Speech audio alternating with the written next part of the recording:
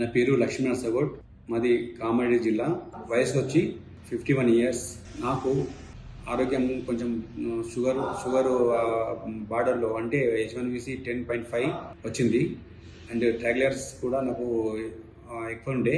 మళ్ళీ నేను ఏం చేయాలని ఆలోచించి టాబ్లెట్స్ వాడకుండా డాక్టర్ దగ్గర సంప్రదించకుండా ఇన్స్టాగ్రామ్లో ఆరోగ్య డైట్ లక్ష్మణ్ గారి ఇన్స్టాగ్రామ్ పేజ్ చూసి అప్రోచ్ అయ్యి అక్కడ ఆన్లైన్ కిట్ తీసుకొని వాడుతున్నాను.